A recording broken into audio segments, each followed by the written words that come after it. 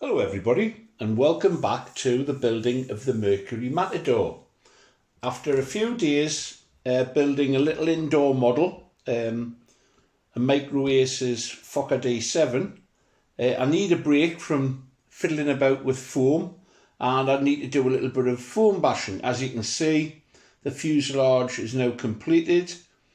It just needs some wings to get it off the ground. So I'm actually going to start with the tail feathers. And I'm about to pin down or to set out in a dry run all the components. The ribs, as is the case with all the rest of the kit, have to be cut out by hand. There's no laser cutting, certainly, and there's not even any die cutting. So it's basically a printed sheet and you have to cut them out. So I've got them to this stage, but I haven't cut the notches out, and what I'm going to do now is pin them all together and I'll cut the notches out in one go. That way, even if they're slightly off, they'll all be exactly the same. So they're lined up. These are the ribs for the tail. And the other interesting thing, it's not a typical Ranger Control tail surface. That has a proper airfoil, so it'll be a lifting tail, which tends to push the CG further back. So without further ado, let's get these cut out and start getting everything laid out. As you can see here, I'm using a razor saw to make the cut, and then I'm simply notching out the material using a scalpel blade. The smaller ribs I do individually.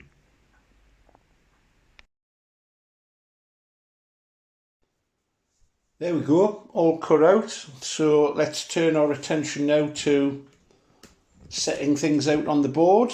First thing is obviously the spars. I've picked out some of the lighter material for the tail area. It uses the same 1/8 square balsa for the main wings. So I've selected some of the heavier material for that. So we'll set this out. Once again, I'll do it as a time lapse so you don't get bored watching me sticking things down. Here we go.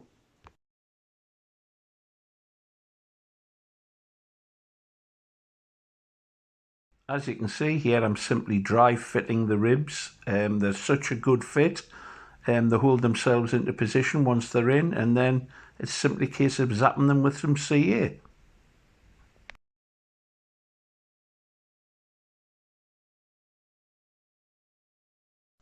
Well, they've gone in very neatly, nice fit. I'm going to check for squareness, and then I'm going to make sure that the spars are actually held down. I don't want to pin through the spars. They're too thin to do that. You'll only weaken them dramatically if you do so. I'll do that by either weighting them down or putting the cross pins in. Then I'll zap them with some super glue. Then it's a case of trailing edge, leading edge, and then tips, and then finally the top spar. But let's crack on. Here we go.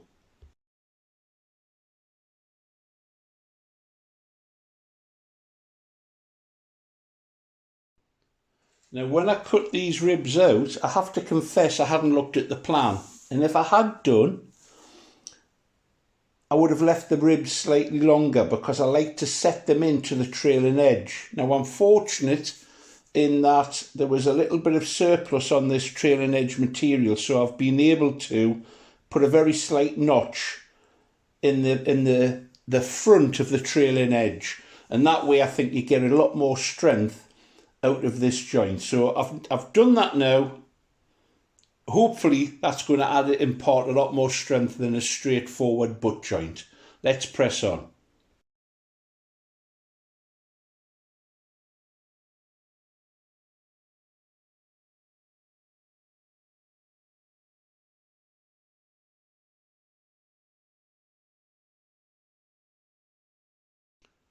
Time to do the leading edge now.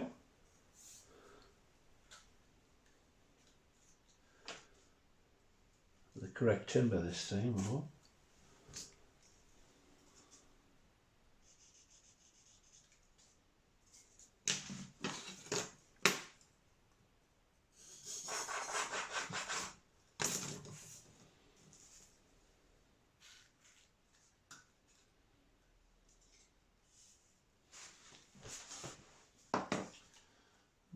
little zap. Hold this end in, make sure it's down. And I'll do this end.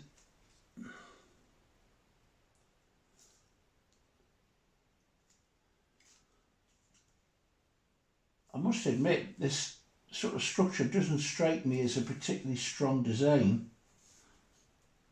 But who am I to say? It's been around for a long time.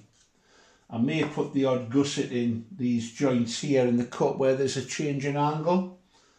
I don't think it would do a great deal of harm for a small amount of weight. So that might be the case. I may well do that.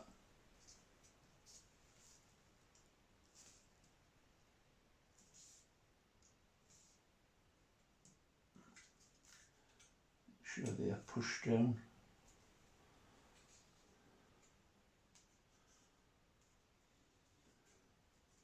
Okay, now I need to put this angled piece in. A little bit of careful trimming. I say careful, I tend to do everything by eye, to be quite honest with you. I get it right more times than I don't, so.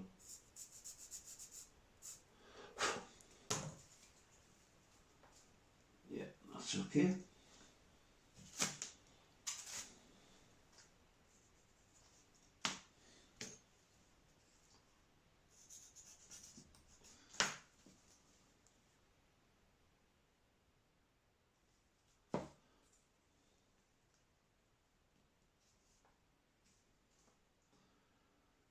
Just tack this down. There are some 1/2 inch by 8 for the ends, which I'll have to find in the kit.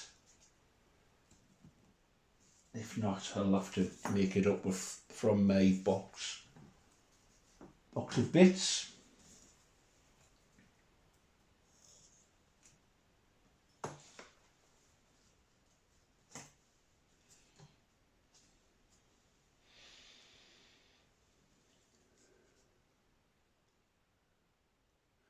Yeah, I think it would definitely benefit from a gusset where there's a break. There's not a lot of strength in a butt joint like that. I'd much rather do that. So I'll pause it so I can find this piece, and then we've got a piece to lay across the top, and that's the tail surface, horizontal surface done. I haven't cut anything out yet for an elevator which I want to add, but it makes more sense to make it as one piece, and then I may cut this off to suit. I may just put an elevator on one side. I think it would be quite effective on a model like this. I don't know, but it needs to be made as one to begin with, I believe. That's my view. And then an elevator can be always added later on. I can cut some out here to do that. So let's find the timber I'm after. I've managed to scrounge some wood from the box by cutting off some of the surplus. Don't know if that was the intention. It would help if I read the instructions, wouldn't it? I wouldn't be a modeller if I did that. There we go. This is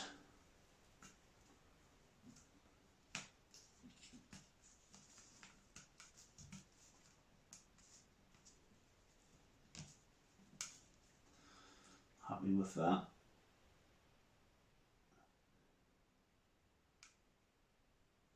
Do the same on this side. I was probably blocking what I was doing there, sorry.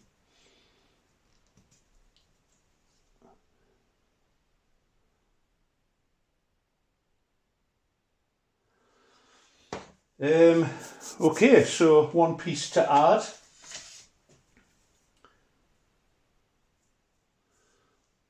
That's here.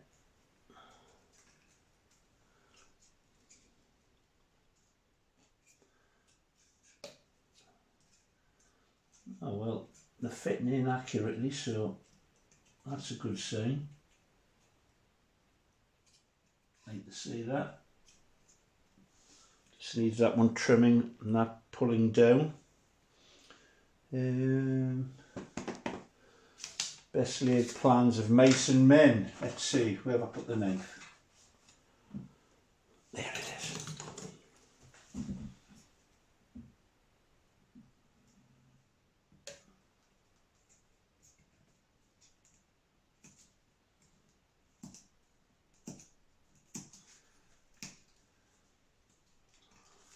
Okay, get that glued down in place. I'll leave the end pieces, I'll just glue these to begin.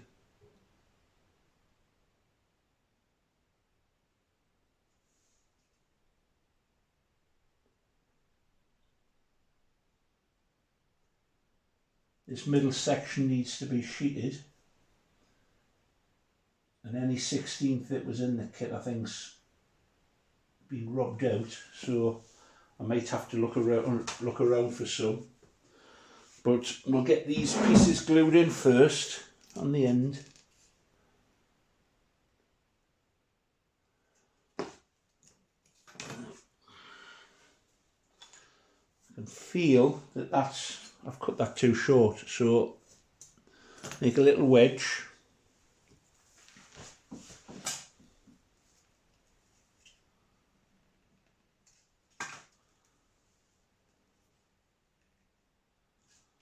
And I'll force it in and glue it like that.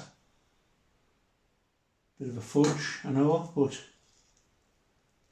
needs must. There you go. And I'll trim that off when it's set. So, some gussets to do, definitely. I'm going to put some in there, one in there, one in there. I think the rest's fine actually, but I definitely feel it needs a gusset there and there. I'll do that now. Scrapping around for bits of wood now. Bear with us, pause it while I find some. And there we have the basic structure made. I've added a little gusset in each of these angle breaks here. I've sheeted this, I need to unpin it and do the other side. Quite a straightforward procedure. I do have to put an elevator on. The original was single channel, and I know that that's really all I need, but it's nice to have a little bit of trim adjustment, particularly between power and the climb phase. Otherwise these models have a tendency to try and loop on you. So I'll leave it at that. If you've enjoyed this little excursion into some balsam bashing, please give it a thumbs up. Looking for the next instalment. And Missy says, feed me. Say feed me, Missy. Yeah. Bye, folks.